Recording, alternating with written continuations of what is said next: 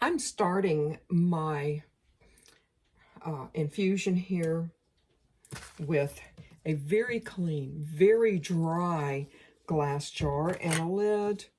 Just going to set this aside and get this ready. I already, let's see, we're on low on my little crock pot, my small one. Of course, if you're doing a big batch one, you're going to want something larger. But I'm already at 90 degrees here. You don't want to go over 100 degrees for something like this.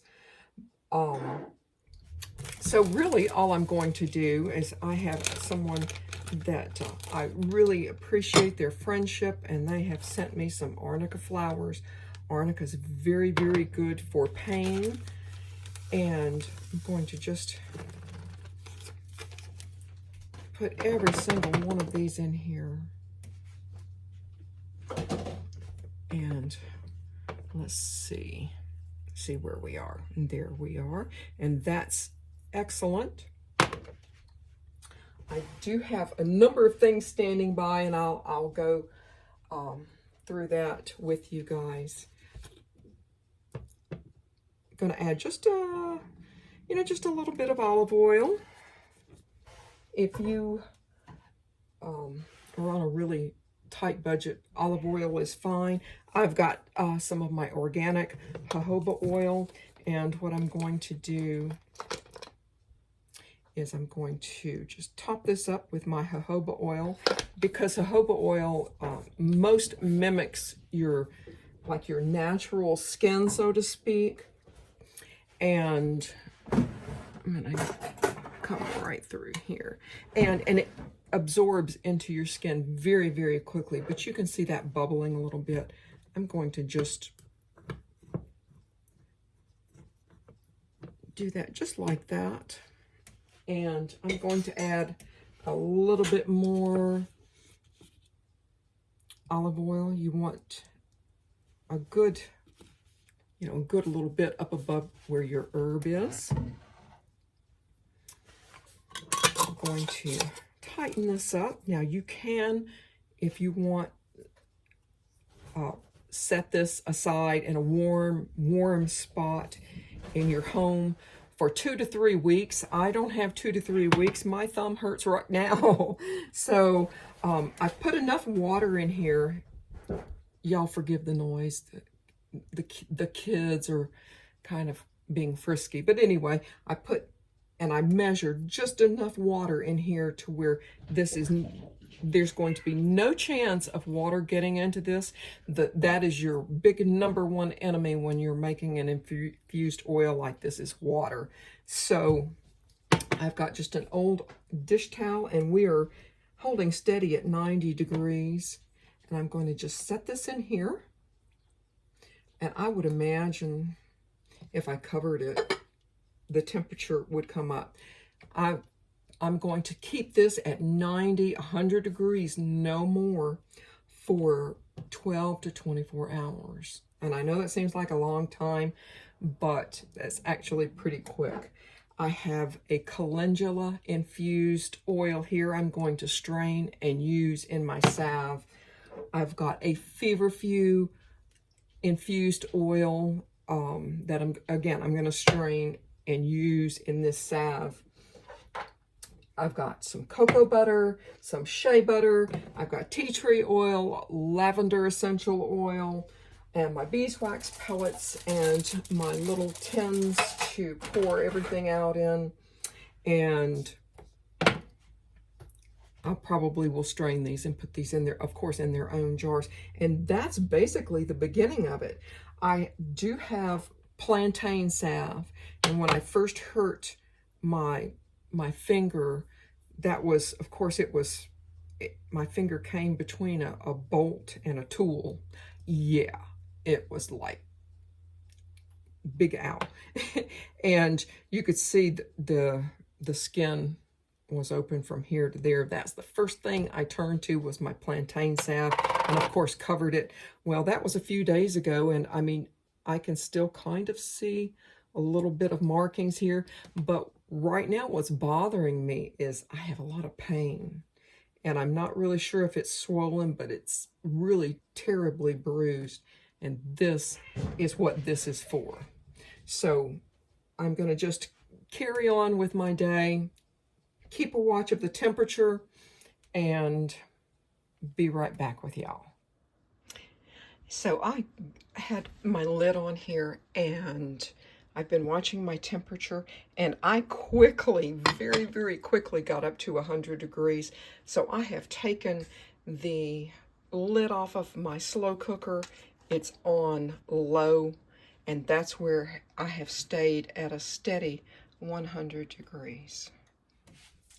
I'm starting to gently warm the water on my double boiler. I did strain my arnica essential oil, but as you can see, that wasn't enough because there's still little bits in it. So what I'm going to do is I've got some cheesecloth here. I'm going to just pour this through this cheesecloth and get this process started, because my thumb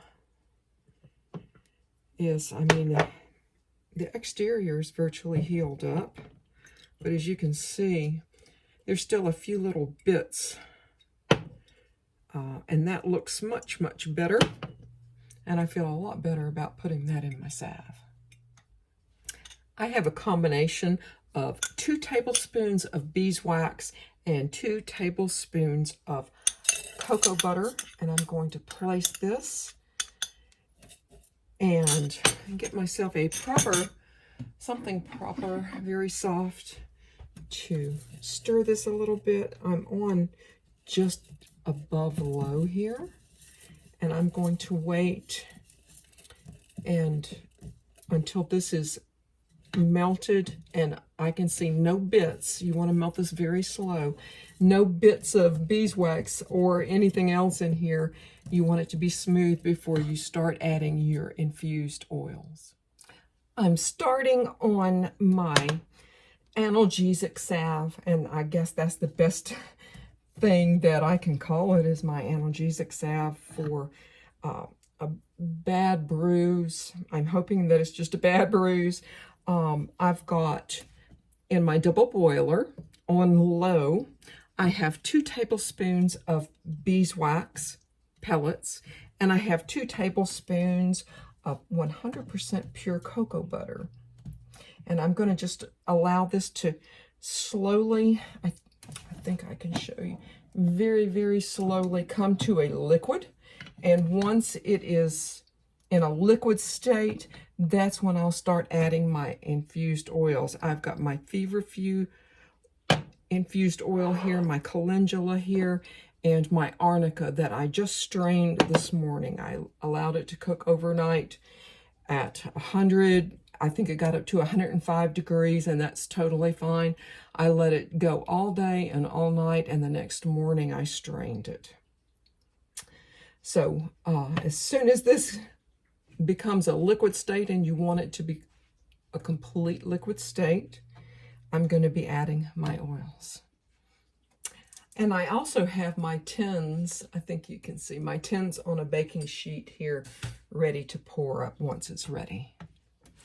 I'm virtually melted here, and it's pretty hot, and I'm still on low. What I've got here, and I've already gone ahead and measured this up, but I've got 3 tablespoons of the calendula infused oil and 3 tablespoons of the feverfew infused oil. I'm going to just pour that right in, and it immediately changed. I don't really think you can see. It immediately changed the look of it. It was clear. It's going to go back to its state, but put a little bit more heat on it and get this melted up. I think there's just a little bit left right there. And what I have in this other bowl, now make sure if you're going to do this, and I hope that y'all give it a try, but if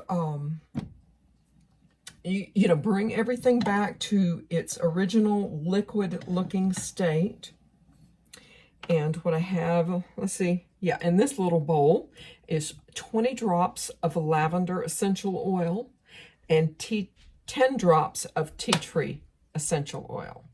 And you know, as I smell it now, this just with the beeswax and the cocoa butter, it smells like chocolate. I have just turned my heat off, and we are back to a liquid state. I'm going to add, I'm just going to slide this over just slightly. I'm going to add my essential oils. And then I'm going to just simply pour them up in my tins. And I have one that I'm going to keep for myself for my sore thumb. And it just so happens I know someone else that seems to have a sore thumb too. So that tin will be going to them straight away. And the one thing that you want to be really careful with when you take, if you're using a double boiler and you take this off, there will, of course, it's going to be moisture there. Make sure you wipe that off before you bring this across here. Otherwise, water and this mixture really doesn't, set well. But I'm going to just go ahead and pour these up. I didn't make a lot this time. I'm hoping that I won't need it. And here we go. There we go. And allow these to totally cool off. You don't want to put the lids on and have, any of the steam, put any moisture back into your salve, because that's the last thing that you want to do. But yeah, it's pretty simple. So we have salve for 2 sore thumbs. I want to thank y'all so much for joining me here home at the Hollow. Goodbye, y'all. As you can see, we are poured up and still in the cooling process, but I wanted to tell y'all that as far as tea tree oil is concerned, essential oil is concerned, it is known to be an antibacterial. So if you've hurt yourself and bruised yourself at the same time, I think it would be a very good antibacterial. And the lavender, of course, is going to calm. Having the aroma in the air calms you and helps you to sleep a little bit. So I am hoping that I'm going to put this on my hand tonight when I go to bed. Not only do I have a thumb that is, giving me a little bit of trouble, but these hands right here, this knuckle right here is always a constant source of being stiff and having a little bit of pain. So I'm hoping that both of these, at a minimum, will help my thumb. And I'm going to just try it on my joint too.